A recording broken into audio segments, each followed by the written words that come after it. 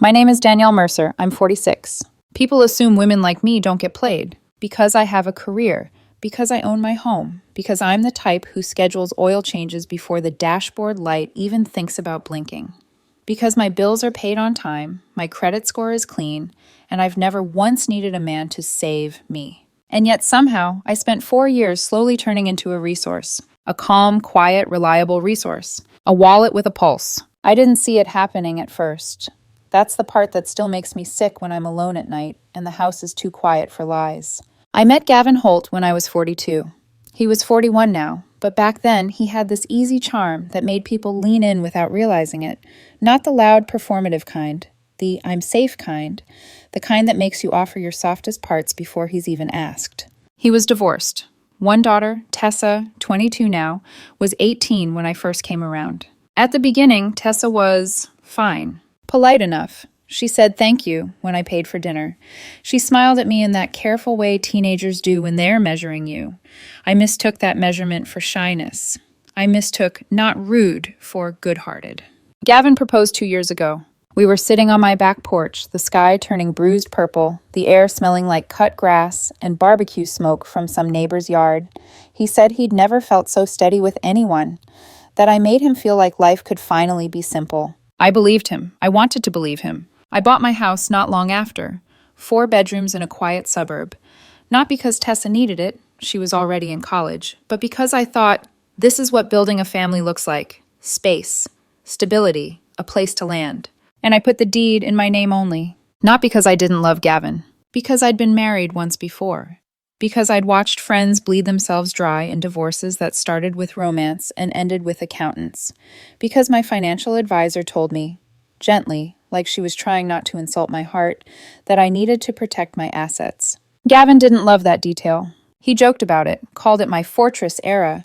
But there was a thinness under the jokes, a quiet irritation like I'd failed some unspoken loyalty test. Still, he moved in. And after that, the line between helping and funding blurred so gradually, I didn't notice until I was drowning. Gavin worked, technically, some part-time administrative job, nothing stable, nothing that ever seemed to grow. He brought in maybe $800 a month and acted like that was evidence of him trying. Tessa was at community college, supposedly, and I wanted to be the supportive future stepmom, the adult who didn't compete, the adult who didn't make her feel like she had to choose sides. So I did what I thought good people did. I covered the mortgage, utilities, groceries. I paid for Tessa's tuition and books. I even bought her a car last year, a 2019 Honda Civic, clean title, low mileage, only about 30,000 miles on it. Safe, reliable. The kind of car most people would be grateful for. And then I did the stupidest thing, the thing I can't undo. I gave them both supplementary cards on my accounts. At first, it was practical. In case of emergencies, Gavin said, in case Tessa needs something for school. Then it became normal. Then it became expected.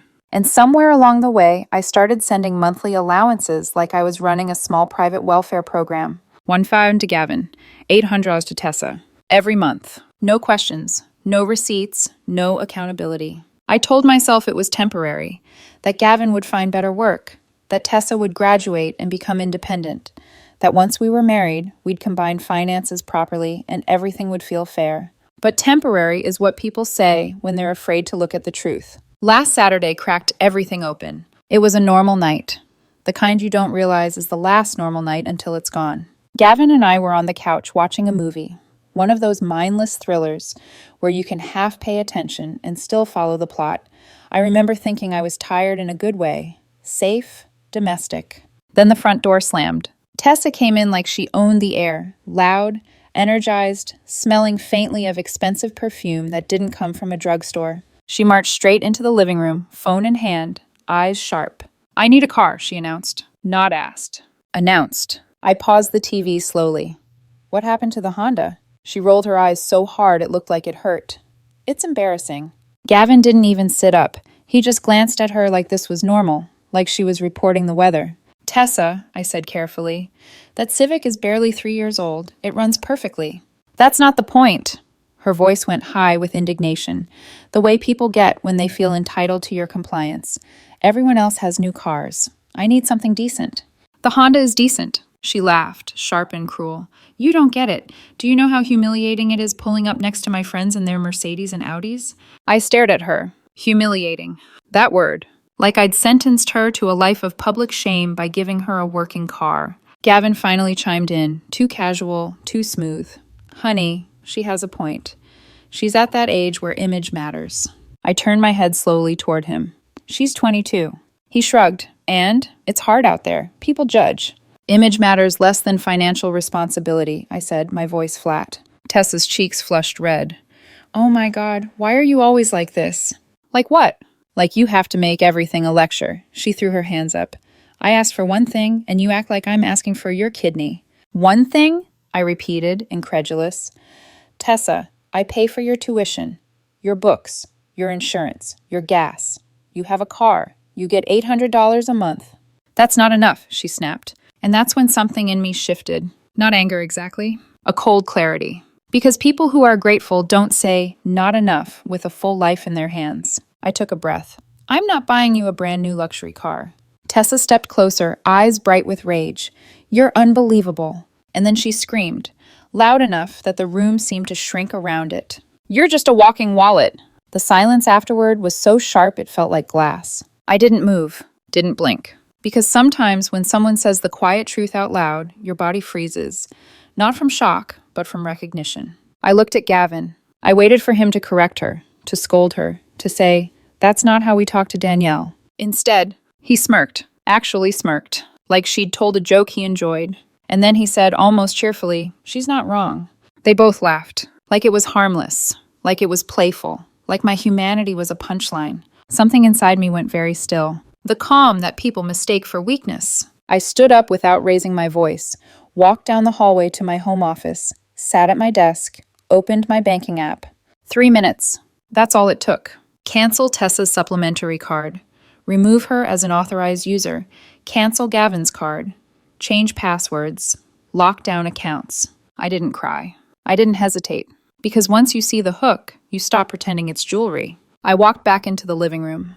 They were still giggling at something on their phones, like they'd already moved on. I stood in front of the TV, blocking the screen. Wallet lost, I said calmly. Gavin frowned. What? You heard me. I held his gaze. I just canceled both your cards. Allowances stopped today. Tessa's mouth fell open. You can't do that. I just did. I tilted my head slightly. Check your wallets. Gavin shot up like I'd slapped him. Danielle, are you serious right now? Over a joke?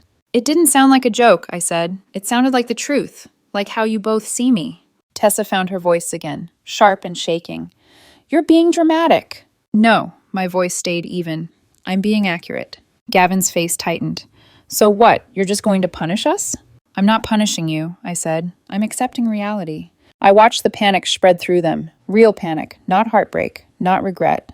Panic. Because love doesn't panic when money stops. Dependence does. You want money? I continued, quiet as a judge reading a sentence. Earn it. Go find a job. Tessa looked like she might explode. Gavin looked like he was calculating already how to turn this around, how to make me the villain, how to get the wallet to reopen. And I realized, with a clarity that made my stomach drop, this wasn't a fight. This was a system malfunction. The machine had lost its funding. That night, I slept in the guest room with the door locked. Not because I was afraid Gavin would hurt me, because I finally understood something worse. That the people I'd been feeding for years didn't see me as a person at all. The next morning, I heard Tessa screaming downstairs. My card is declined. Then Gavin's voice, shrill and furious. Danielle, fix this right now. I didn't answer. I made coffee, I sat in my office, and I started documenting everything. Because once the wallet closes, the war always begins. I didn't go downstairs. Not right away. I let the shouting bounce off the walls like hail against a roof. Loud, frantic, desperate, while I sat at my desk with my coffee cooling beside me and my laptop open to a blank document titled Timeline. Because the moment you realize you're not in a relationship, you're in a transaction, your first job is evidence. Downstairs, Tessa's voice rose again, shrill with outrage. It's Starbucks, Gavin, Starbucks! How does a card get declined at Starbucks? Gavin snapped back. Stop yelling, I'm calling her. My phone buzzed once, then again, then again. I watched it light up like a tiny alarm system. Gavin, over and over. I didn't pick up. I typed. Saturday, 9:14 p.m. You're a walking wallet. Gavin. She's not wrong. Saturday, 9:18 p.m. I canceled supplementary cards plus allowances Sunday, 8:02 a.m. Tessa screamed about card decline. Gavin demanded I fix it. The facts looked clean on the page, cold, inarguable. The noise downstairs finally shifted. Footsteps, cabinet slamming, a door opening hard. Then Gavin's heavier steps coming down the hall toward my office. He tried the knob first. Locked. Danielle, he said through the door, voice sweetened like he could charm the lock itself. Come on, this has gone far enough. I didn't answer. He knocked, sharper. Danielle. Still nothing. Silence stretched, and then his voice dropped into a more dangerous tone.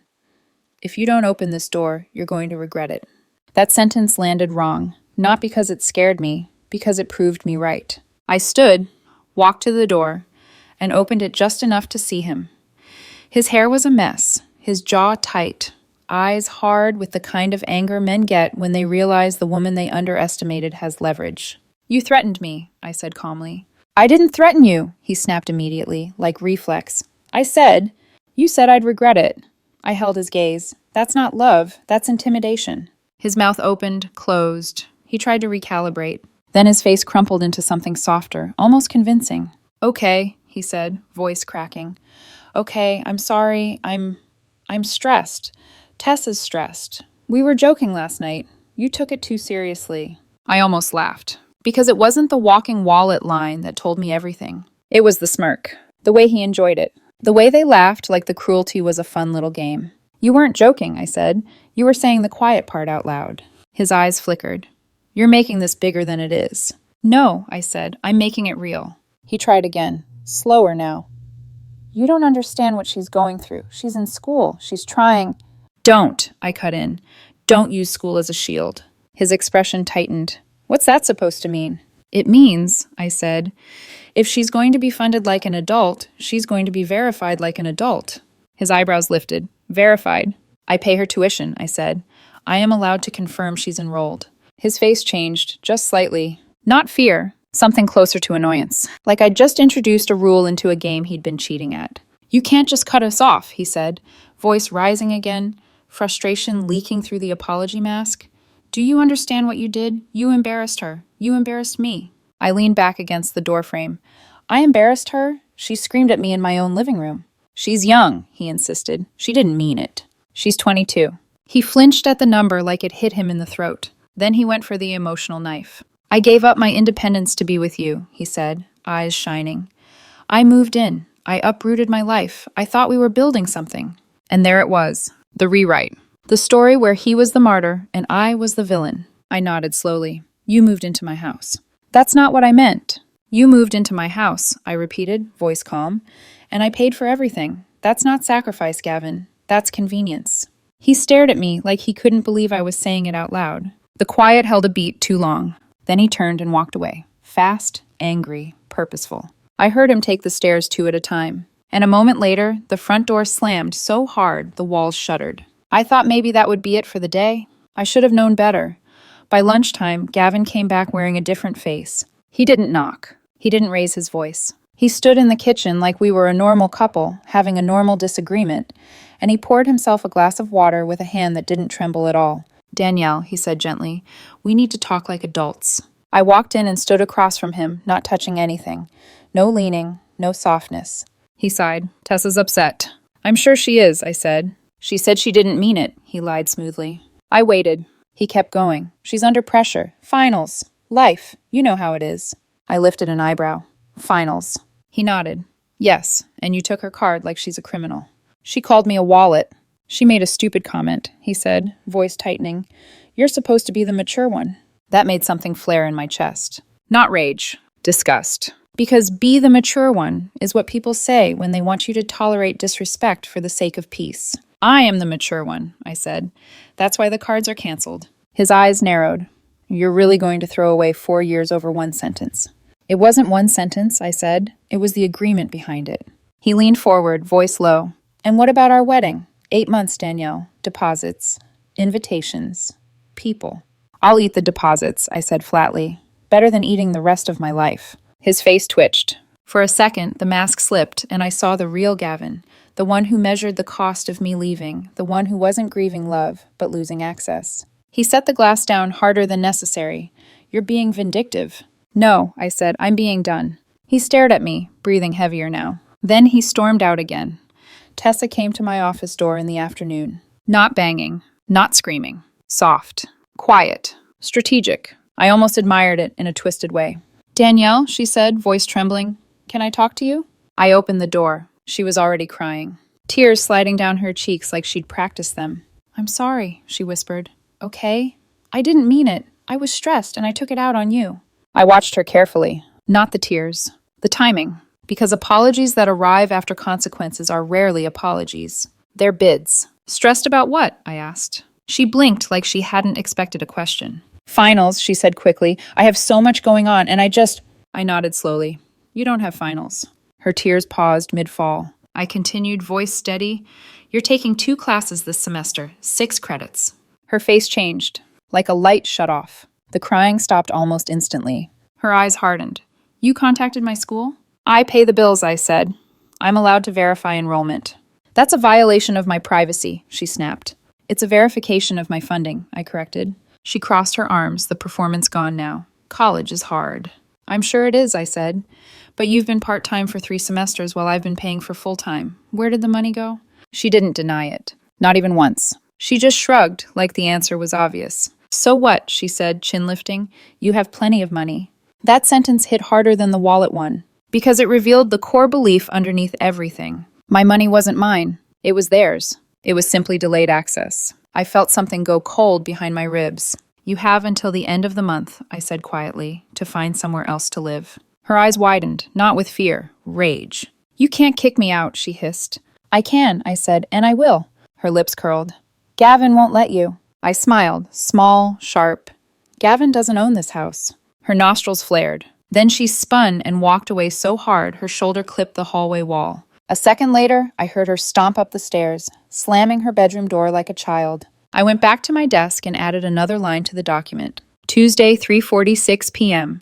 Confirmed part-time enrollment. Tessa admitted she pocketed difference. That night, Gavin tried a different tactic. The one men pull when they're losing power. He showed up in my doorway wearing nothing but his confidence. Shirt unbuttoned, that cologne I used to associate with comfort now feeling like a weapon. He leaned against the frame like it was some movie scene. Come on, he murmured. Let's not do this. We're adults.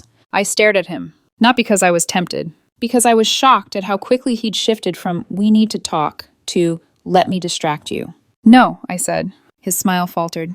Danielle. I said no. The room filled with the tense silence. Then he sighed and tried to bargain. What if we go to counseling? He offered, voice suddenly earnest. Work through this. We can fix it. There's nothing to fix, I said. You both showed me who you are. His eyes shimmered, and this time, these might have been real tears. Where am I supposed to go? He whispered. I tilted my head. You work part-time, by choice. He flinched again. I can't afford an apartment on $800 a month, he said, voice cracking. That's not my problem anymore, I replied. He swallowed hard, like he couldn't believe I meant it. You have until the end of next month, I added. Tessa has until the end of this month. His face turned ugly. I can't believe you're doing this, he said, voice rising. After everything. After everything I paid for, I corrected. He turned away, shoulders stiff. And as he walked out, he muttered just loud enough for me to hear. You're going to regret this. There it was again. Not heartbreak. Threat. I typed it into the timeline immediately. Wednesday, 10:12 p.m. Gavin attempted seduction. Refused. Threatened again. You're going to regret this. Tessa's real personality emerged like rot under paint. She didn't cry anymore. She stole. Not money. Food. Entire packages from the kitchen. Stuff she didn't even eat. Just took it and hid it in her room like a raccoon punishing the world. A picture frame shattered in the hallway. She claimed it was an accident. Then I found lipstick smeared across the bathroom mirror. Thanks for ruining my life. I didn't even get angry. I just installed a lock on my bedroom door. And another on my office. Because you don't reason with entitlement once it turns feral. Friday morning, my phone rang again. Unknown number, I answered. A woman's voice came through hot and aggressive. What the hell is wrong with you? She demanded. I recognized the tone before she even introduced herself. Gavin's sister. I let her rant for a full minute about cruelty, misunderstanding, how family supports family, until she finally took a breath. Then I said calmly, Did your brother tell you what happened? She snapped, He said you're kicking them out over a joke. A joke, I repeated. Okay. And then I told her everything. The wallet comment, the smirk, the tuition lie, the money, the threats, the stealing, the manipulation. When I finished, there was a pause on the line so long I could hear her breathing. Okay, she said finally, slower now. That's bad. It's not bad, I corrected softly. It's revealing. But you're really going to throw away 4 years over this? I'm not throwing anything away, I said. They already did. I'm just finally seeing it. She exhaled sharply. You're being vindictive. No, I said again. I'm being sane. She hung up on me. And I thought, fine, let them all paint me as the villain. I had the receipts. I had the deed. I had the locks. What I didn't expect, what I couldn't have predicted, was the message that came later that afternoon. A text from a number I didn't recognize. Hi, this is Lila, Gavin's ex-wife. I know this is strange, but can we meet for coffee? It's important. I stared at the screen, my pulse tightening, because people don't reach out like that unless there's a pattern. And deep down, in the quiet part of my mind that had been screaming for years, I already knew what she was going to say. I almost didn't reply to the text. Not because I thought it was fake, but because some part of me was afraid that if I met Lila, the story would lock into place. That whatever she told me would make it impossible to pretend this was just a bad argument, a rough patch, a misunderstanding that could be smoothed over with time and therapy. But I'd already crossed the line back. There was no unseeing what I'd seen. So I texted back, coffee is fine, tomorrow morning. We met at a small cafe halfway between our neighborhoods. Neutral territory. Lila was already there when I arrived, sitting by the window with both hands wrapped around her mug like she needed the warmth. She looked normal, not bitter, not dramatic, just tired in the way people get after years of explaining themselves to people who didn't want to listen. She stood when she saw me. Danielle, thank you for coming. Of course, I said, sitting across from her. You said this was important. She nodded once. Then she exhaled slowly, like she'd been holding her breath since she sent that text. I heard what happened, she said, through mutuals. And before you ask, no, I'm not here to gloat. I'm remarried, happy. This isn't about me. I waited. She took a sip of coffee, eyes steady on mine. I'm here because what you're dealing with right now, I lived it. Something in my chest tightened. He did this with you? I asked. She gave a humorless smile. Not exactly the same details. Same pattern. She leaned back slightly, hands folded now. At first, Gavin was generous. Attentive. He talked about partnership, about building a life, and slowly, without ever asking directly, he made me responsible for everything. My fingers curled around my cup. He stopped contributing, she continued, said his job was temporary, said he was finding himself. His daughter learned fast. Requests turned into expectations. Gratitude turned into resentment the moment I said no. I swallowed. Did she ever call you a wallet? Lila finished. My jaw tightened. Yes. She closed her eyes briefly, like she was confirming a diagnosis she already knew. She said the same thing to me, almost word for word. Silence stretched between us. She learned it from him, Lila added.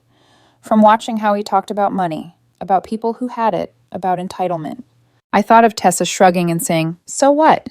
You have plenty of money. Lila leaned forward. Listen to me carefully, Danielle. This is the part that matters. I looked up. He's going to escalate, she said. They both are. They'll cry. They'll rage. They'll lie. And when that doesn't work, they'll tell everyone you're abusive, controlling, financially cruel. My stomach dropped. They'll try to rewrite the story so you're the villain, she continued. And they'll believe it. That's the scary part. They genuinely believe access to your money is a right. I exhaled slowly. What did you do? She didn't hesitate. I documented everything. Every message, every transaction, every threat. Her gaze sharpened. And you need to be prepared. They'll try to take whatever they can on the way out. Assets, furniture, even things that aren't theirs. Because in their minds, if it existed while they were there, it belongs to them. That landed harder than I expected. Gavin told me once, she went on quietly, that love is about taking care of people. What he meant was, love is about someone else taking care of him. She reached into her bag and pulled out a folded slip of paper. Here's my number. If things get ugly, and they probably will, call me. I won't testify or get involved unless you ask, but I want you to know you're not crazy. I took the paper. Thank you, I said, and I meant it. She smiled softly. I'm just glad you figured it out before you married him. I was in for 10 years. I watched her walk out of the cafe. sunlight catching her hair as she stepped into a life she'd rebuilt. And I sat there for a long moment, staring at my reflection in the dark window. Because the pattern was real. And once you see the pattern, you stop blaming yourself for not being special enough to change it. The phone started ringing before I even made it home. Gavin's friends, his cousins, people I barely knew, suddenly deeply invested in my moral character.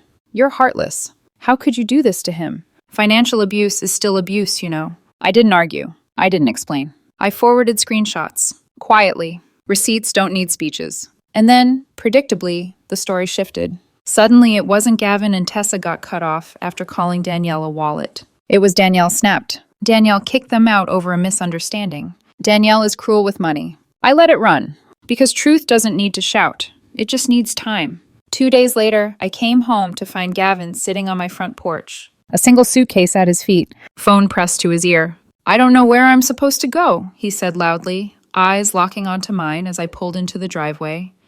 She changed the locks. She locked me out of my own home. I parked calmly, got out of the car, walked up the steps. It's my home, I said evenly. Your name isn't on anything. He looked up at me with pure hatred, raw, unfiltered. You're going to regret this. I already regret wasting 4 years, I replied. Everything else is just cleanup. He surged to his feet. You can't just throw me out like this. I can, I said. And if you need to get your things, you're welcome to arrange a time with a police escort. His mouth opened, then snapped shut. Because he knew I meant it. He grabbed his suitcase and walked away without another word. That night, I changed the locks again. Not because I thought he'd break in, but because I was done pretending this was shared space. The letter came the next morning. Not from a divorce attorney, we weren't married, but from a man who apparently called himself a civil litigation specialist. It was ambitious. Demanded equitable distribution of shared assets. Claimed implied tenancy rights. Asked for $50,000 for pain and suffering. $30,000 for wedding expenses he did not pay for. 6 months continued residence in my home. Ownership of the car, which was in my name. My attorney laughed. Actually laughed. This is barely coherent, she said after reading it twice. He has no claim to your house, no claim to your assets. At best, he can ask for his personal belongings. She sent back a response that was essentially a professionally worded no. And that's when the real game started. Gavin refused to leave. Just refused. Said I'd have to evict him legally. That it would take months. That he wasn't going anywhere. Tessa followed suit. Louder now. Meaner. Bolder. Passive-aggressive notes started appearing again. Food went missing. A lamp in the hallway fell. I didn't confront them. I filed for a temporary restraining order based on escalating behavior, threats, and intimidation. My attorney warned me it might not stick. It did. 72 hours. That's what they were given. 72 hours to collect their belongings and leave. I sat on my bed the night before, listening to the house creak and settle, and felt something I hadn't felt in months. Relief. Because chaos is loud, but clarity is quiet. And this house was finally choosing me. They showed up on the third day. Right on time. A white moving truck idled at the curb like a threat parked legally. The engine rumbled low, patient, confident, like it had every right to be there. I stood in my kitchen with my phone in my hand, watching the security feed. Gavin stepped out first, jaw set, shoulders squared like he was walking into a courtroom drama where he expected applause. Tessa followed, sunglasses on, chewing gum aggressively. And behind them, his sister. Of course. She looked ready for war. I took a breath and opened the door only after the police officer arrived and positioned himself calmly on the walkway. Neutral stance. Clipboard. The kind of presence that changes people's behavior instantly. Morning, the officer said to me, professional, courteous. I'll be here to supervise the retrieval of personal belongings only. Thank you, I said. Gavin didn't look at the officer. He looked straight at me. We're taking what's ours. The officer glanced at him. Sir, only personal items. Anything else needs to be agreed upon by the homeowner. Tessa scoffed. We lived here. Yes, the officer said evenly. That doesn't make the furniture yours. They went inside like a swarm. Immediately, the performance began. Tessa headed straight for the living room, unplugging the television. Gavin's sister started pulling dishes from cabinets. Gavin made a beeline for the dining table, my dining table, hands already gripping the edge like he was testing its weight. Stop, the officer said sharply. They froze. Only personal belongings, he repeated. Clothing, toiletries, personal electronics, anything disputed stays. This is half mine. Gavin snapped, voice rising. I lived here. I decorated. I contributed. The officer glanced at the paperwork. Sir, the house is in her name only. You have no legal claim to the property. Tessa whirled toward me. You're stealing from us. I didn't respond, because arguing with delusion is a waste of oxygen. Gavin's sister stepped forward, eyes blazing. This is robbery. She's abusing the system. The officer's patience thinned. Ma'am, if you continue interfering, I will ask you to leave. She backed off, muttering under her breath. For 2 hours they packed. Tessa cried loudly, but only when she thought the officer was watching. Gavin sulked. His sister hissed insults at my back. At one point, Tessa stopped in the hallway, turned, and looked straight at me. You know what? She said, voice dripping with venom. I hope you die alone. I didn't flinch. Didn't reply. Just watched her carry her bags past me like a stranger passing through an airport. Because when someone wishes your loneliness, what they're really revealing is their dependence. And I was finally free of theirs. When the truck pulled away, the house felt hollow. Not sad.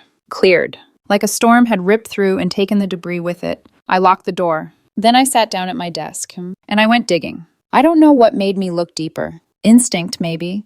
Or the way Gavin had always been vague when I asked about cash. Or the way Tessa never seemed worried about money, despite never earning it. I opened the statements, and my blood went cold. Gavin had been taking cash advances on the supplementary card. Small ones at first, then bigger. Over 6 months, $5,000 a day. Just cash, no trail, no explanation. Then Tessa's card. Grocery stores, convenience stores, gift cards. Dozens of them. Purchased then, sold. I found the online resale accounts. She'd been flipping them for cash. Rough estimate, $3,000. Together, they hadn't just been spending my money. They'd been running a side hustle on it. I documented everything. Screenshots, dates, amounts, patterns. When I sent it to my attorney, she didn't hesitate. This is fraud, she said. You could press charges. I stared at the screen, hands shaking, not with fear. With rage. Not because of the money. Because of the calculation. They hadn't just felt entitled. They'd been planning. The retaliation started the next day. Gavin called my employer. Left messages with HR claiming I was unstable, that I'd had episodes, that I needed help.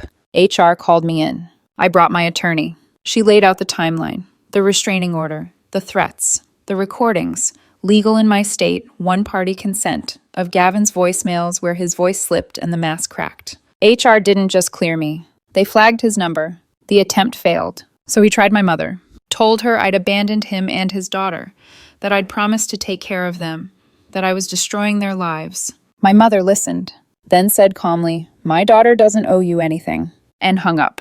Tessa escalated next. Filed a police report claiming I'd stolen her car. The Honda. The one registered in my name, insured by me, paid by me. The police called. I sent the documents. They called her back. Apparently she screamed about unfair laws and deadbeat stepmothers. They warned her. She tried to break into the house 2 nights later. Security cameras caught her testing windows at 2:04 a.m. I filed a report. Another warning. Another note in the timeline. Then I did something that felt less emotional and more necessary. I canceled the insurance on the Honda, reported to the finance company that I would no longer be making payments. They repossessed it within the week. Tessa posted online, my stepmom stole my car. The comments didn't go the way she expected. People asked questions. She deleted the post. Lila called me that night. Just a heads up, she said gently. When Gavin realizes there's no more leverage, he might try something desperate. Like what? She hesitated. Health claims, pregnancy scares, accusations. He threatened me with that when I filed for divorce. I felt a chill. We haven't been intimate in months. Doesn't matter, she said. Just document everything. 3 days later, a text from Gavin. We need to talk about my health. There are consequences to what you've done. I didn't respond. Forwarded it to my attorney. Added it to the file. I sold the engagement ring the next morning. Got $8,000 a day. Almost what I'd paid. Used it for legal fees. Canceled the wedding venue. Lost $12,000 in deposits. It stung, but not as much as staying would have. I started therapy, not because I was broken, because I wanted to understand how I'd missed the red flags for so long. The house felt empty, but peaceful. I donated the furniture Gavin had picked out. Bought new pieces slowly, deliberately, making the space mine again. 3 days passed. Quiet. Too quiet. My attorney warned me that silence usually meant planning. And she was right, because what they tried next was their last, most delusional move yet. The envelope arrived on a Thursday. Cream-colored. Heavy paper. The kind of stationery people use when they want to look legitimate while saying something unhinged. I stood at the kitchen counter, turning it over once before opening it, already braced. Civil court claim, unjust enrichment. I laughed. Not because it was funny, because it was exhausting how predictable it was. Gavin was suing me. Not for the house. Not for money he'd loaned. Not for anything concrete. He was claiming I owed him $80,000 for domestic services over 4 years. Cooking, cleanings, emotional labor, support. The letter painted him as a homemaker who had sacrificed his career to support me.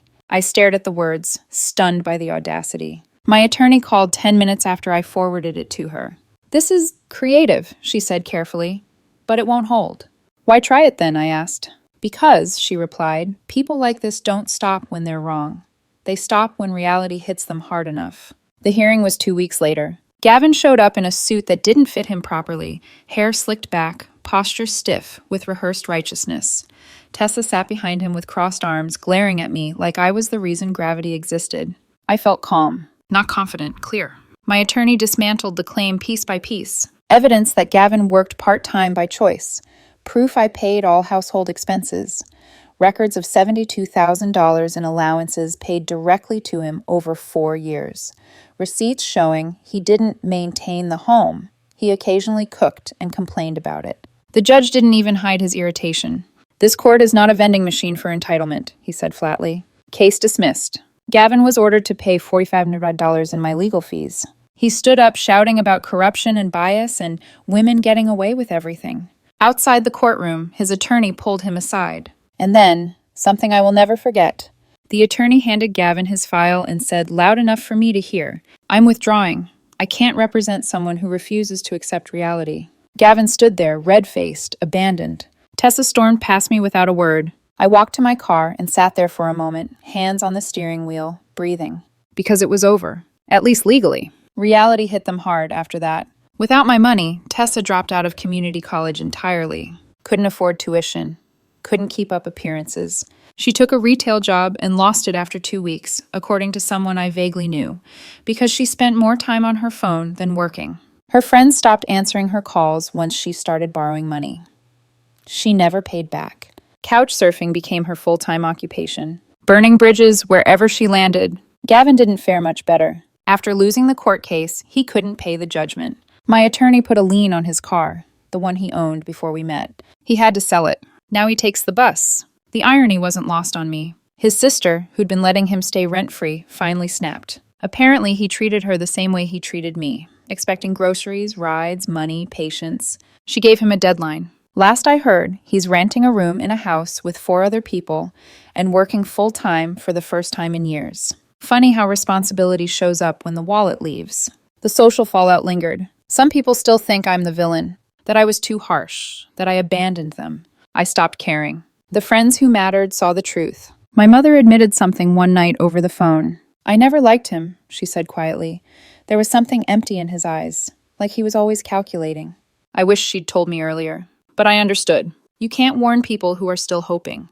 2 months later, a letter arrived. Handwritten. 3 pages. From Gavin. He wrote about fear, about loneliness, about mistakes, about therapy, about understanding now why I reacted the way I did. He admitted they'd taken advantage, said he didn't expect forgiveness. Just wanted me to know he finally got it. I read it twice. Then I put it in the folder with everything else, and didn't respond. Some apologies arrived too late to be useful. The final tally still makes me wince. Over $130,000 across 4 years. Money, time, energy. All to be called a wallet. But here's the truth that took therapy to uncover. I wasn't stupid. I was trying to buy security, trying to prove my worth through generosity. And I learned expensively that love doesn't charge interest. I'm not dating now. I'm okay with that. The house is quiet.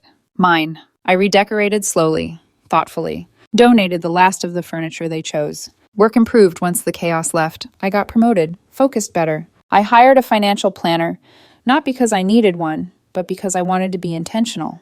I sleep better. I breathe easier. No one is draining me. No one is measuring my value by my balance. And no one will ever call me a wallet again, because the wallet is closed, permanently.